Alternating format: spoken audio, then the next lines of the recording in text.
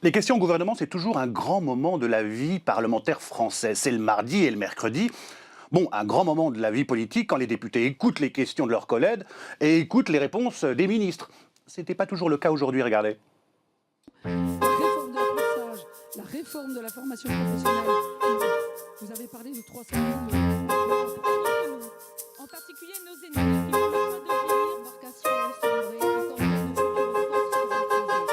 Les notre réglementation ne semble plus adaptée, notamment par rapport à nos voisins européens. Nous avons conservé la Suède, de solidarité.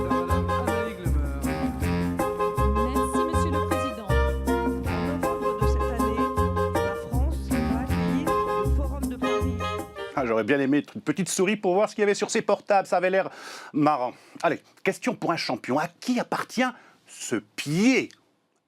Plutôt joli, talon aiguille. Indice, c'est un pied national, que dis-je, un pied marin. Vous avez reconnu Marine Le Pen, petit farceur, notre réalisateur, la présidente du Rassemblement national, assaillie par les journalistes dans la salle des 4 colonnes. La justice a décidé aujourd'hui en appel de saisir sur les comptes du parti non plus 2 millions, mais 1 seul million d'euros. Vous vous souvenez, l'affaire des aides publiques du Rassemblement national. Alors, pourvoi en cassation ou pas pourvoi? Un choix cornélien pour la députée, on l'écoute. Nous restons évidemment en désaccord sur le fond avec l'existence même de cette saisie. Nous avons regardé de près la possibilité d'un pourvoi. Je vous avoue que nous sommes face à un choix cornélien, puisque l'agence qui doit nous restituer le million que la Chambre d'instruction nous a rendu nous demande une attestation de non-pourvoi pour pouvoir nous rendre cette somme.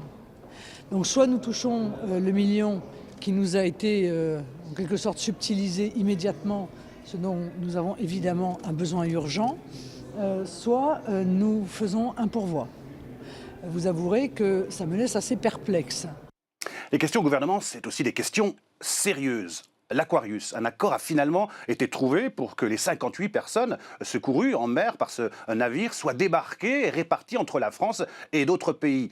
La France prend-elle vraiment sa part dans l'accueil des migrants? On écoute la question de la députée, la réponse de la ministre. Ne pas écouter ce qui nous appelle à l'aide, c'est croire que les murs et les frontières nous protègent. Emmanuel Macron, ONU, 25 septembre 2018. Monsieur le Premier ministre, nous l'avions dit en juin, ce n'était que le début. La lente agonie des valeurs humanistes continue à s'incarner dans un nom, l'Aquarius, miroir de nos reniements et symbole de la vraie bataille européenne qui se joue entre progressistes et populistes. Les bons sentiments ne sont pas une faiblesse.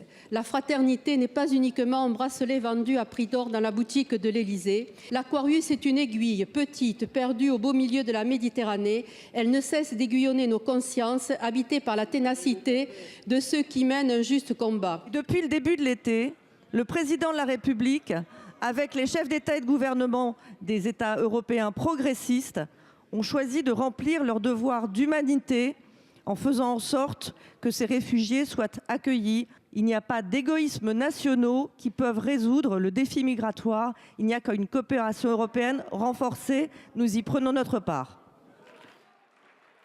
Il est où le bonheur? Il est où? Il est où? Le texte en discussion à l'Assemblée, c'est la loi Pacte. Vous savez, ce plan pour la croissance et la transformation de l'entreprise. On a assisté hier soir, à un échange souriant et presque complice entre François Ruffin de la France Insoumise et le ministre de l'Économie.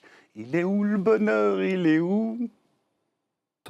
Nous voici donc avec la loi Pacte, le plan d'action pour la croissance des entreprises. Et en commission, dans vos bouches, on a entendu tous les classiques. Je vous cite, Monsieur le Ministre, « C'est le bon moment pour donner un nouvel élan à notre croissance. C'est le bon moment pour renforcer la croissance. C'est le bon moment pour libérer la croissance. C'est le bon moment pour lever les obstacles à la croissance. C'est le bon moment pour activer un levier de croissance. » Je tiens à vous féliciter, je me demande où vous allez chercher tout ça.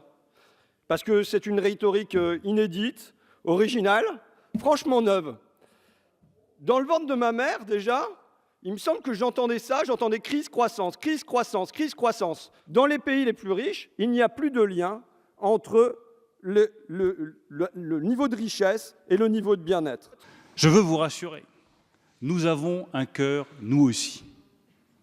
Et nous ne rêvons pas forcément de crise et de croissance, il nous arrive aussi de rêver des étoiles, de la mer, des beaux paysages, des arbres, de nos enfants, de la vie qui va venir.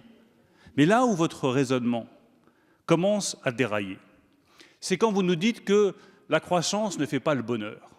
Ça me rappelle un proverbe qu'on tient souvent, « L'argent ne fait pas le bonheur, mais malgré tout, il y contribue ». Eh bien, la croissance, c'est la même chose. Je ne vous dis pas que la croissance fait le bonheur de tous, mais je pense qu'il y contribue. Vous n'avez pas le monopole du cœur, version Bruno Le Maire. Des nouvelles de Manuel Valls, vous le savez, il veut être le futur maire de Barcelone. Il a donné une conférence de presse à Barcelone aujourd'hui. Il revient à Paris la semaine prochaine pour dire au revoir.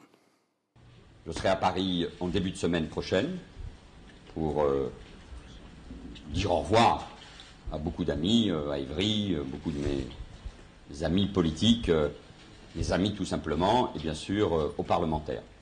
Quand on m'a proposé il y a quelques mois de penser à ma candidature ici à Barcelone, ça a été une surprise pour moi. Je ne le pensais pas avant. On a même reçu une carte postale à l'Assemblée nationale. Regardez, c'est le dessin de Dominique Goubel dans la Charente libre. Hein. Mes vacances à Barcelone se passent bien, les gens sont gentils, fait beau. Je crois que je vais rester encore un peu. Signé Manu. Elle n'est pas belle, la politique.